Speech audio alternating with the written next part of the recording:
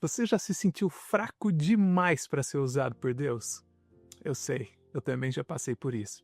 Mas a palavra nem mesmo é fraco de fraqueza, na verdade é inadequado. Nós vivemos num mundo que exige força. A sociedade ela valoriza a perfeição e isso acaba gerando em mim e você uma vontade enorme de esconder as nossas fraquezas. Mas deixa eu contar uma coisa para você.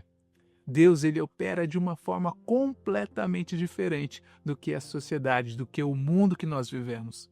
Existe algo que gera nesse contexto todo um paradoxo divino, porque a força de Deus, ela se manifesta justamente nas nossas fraquezas humanas. Paulo, ele foi um gigante da fé cristã, mas ele, mesmo assim, a Bíblia diz que ele carregava um espinho na carne. E se você prestar atenção, não sei se você consegue entender isso e perceber isso, mas a maioria dos grandes nomes da Bíblia, eles traziam fraquezas no viver deles, mas mesmo assim eles fizeram grandes coisas. Moisés, ele era gago e mesmo assim ele liderou uma nação. Gideão, por mais medroso que ele fosse, ele se tornou um guerreiro. Davi, ele era simplesmente um pastor de ovelhas, um jovem pastor de ovelha. E mesmo assim, ele derrotou um gigante. Pedro, ele era completamente impetuoso e foi um dos grandes discípulos de Jesus.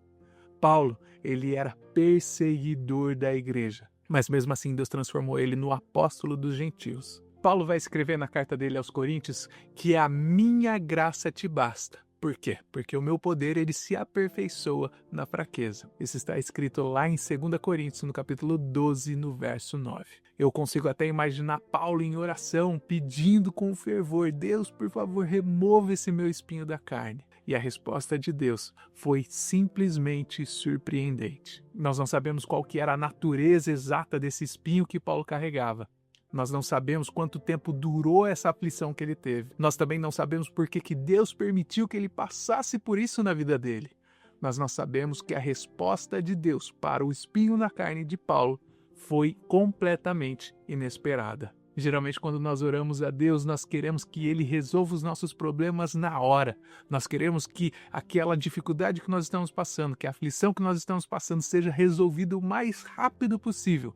Mas nós vemos que, aqui no caso de Paulo, Deus vai falar para ele: a minha graça te basta. Consigo até imaginar Paulo pedindo, orando, clamando a Deus e Deus falando: ó, fica tranquilo aí, a minha graça é suficiente. E essa é a palavra-chave de tudo que nós estamos tentando falar aqui hoje. Suficiente. Em grego, essa palavra se diz archei, que traduzida significa satisfaz completamente. E aqui eu entendo que o apóstolo Paulo, ele entendeu e quer passar para mim e para você nos dias de hoje 3 perspectivas, 3 verdades sobre a fraqueza. A primeira verdade é que a fraqueza, ela cria uma dependência de Deus e não uma dependência em nós mesmos.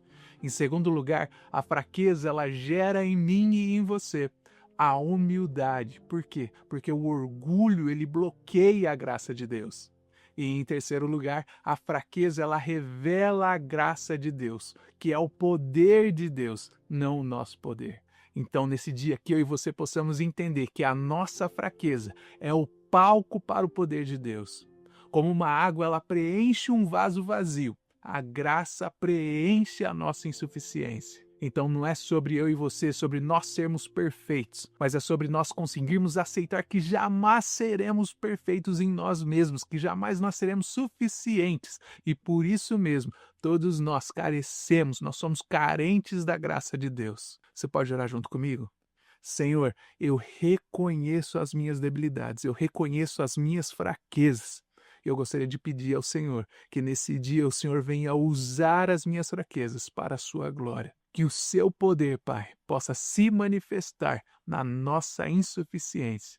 Nós oramos isso no nome de Jesus. Amém.